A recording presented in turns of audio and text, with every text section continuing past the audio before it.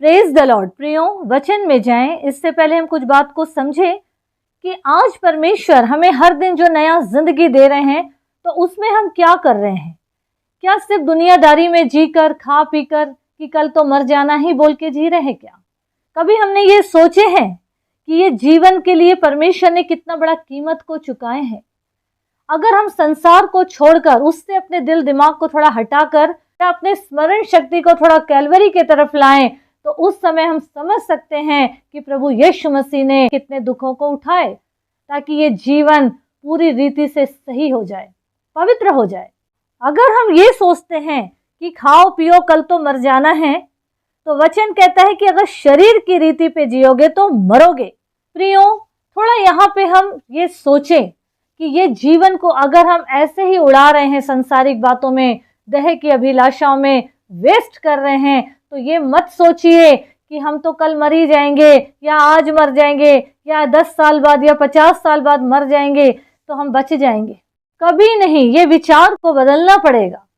इसलिए बदलना पड़ेगा क्योंकि हर एक का जो जी रहे हैं, जो मर जाएंगे, एक दिन सबको प्रभु का सामना करना पड़ेगा।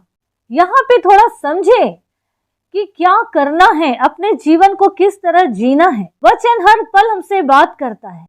अगर जीवन की पुस्तक में नाम नहीं लिखा गया है तो याद रखिए जीवन के अंत का समय बहुत और बहुत कठिन हो जाएगा। प्रियो, आज हम प्रभु से मांगे कि प्रभु हमें अपने दिन गिनने की समझ दे कि हम बुद्धिमान हो जाएं, तेरे संग चलने वाले हो जाएं, तेरे भय भक्ति में आगे बढ़ने वाले हो जाएं। प्रियो, अगर हम वचन से देखें, डैनियल की पुस्तक 12 अध्याय से हम कुछ पदों को देखेंगे तो जिसमें लिखा है, वचन कहता है, उसी समय मिकाएल नामक बड़ा प्रधान जो तेरे भाइयों का पक्ष करने को खड़ा रहता है वह उठेगा।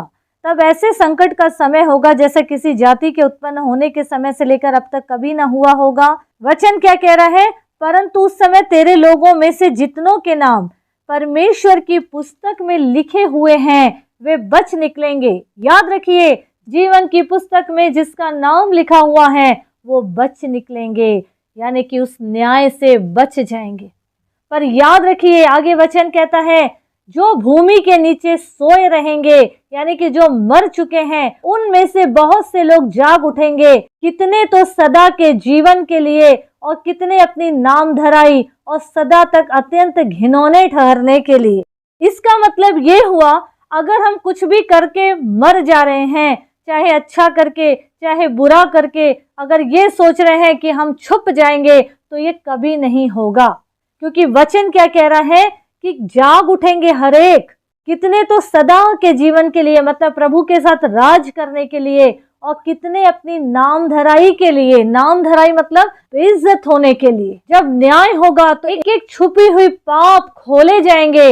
उस समय हर एक देखेंगे और सुनेंगे।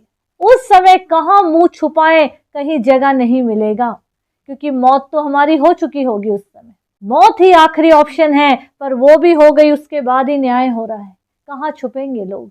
और आगे लिखा है कि ऐसे लोगों के लिए लिखा, सदा तक अत्यंत घिनौने ठहरने के लिए, मतलब सदा के लिए आग की झील में वो जलते रहेंगे, जहां का कीड़ा कभी नहीं मरता और जहां की आग कभी नहीं बुझती है। प्रियो, आगे लिखा है, तब सिखाने वालों की चमक आकाश मंडल की सी होगी।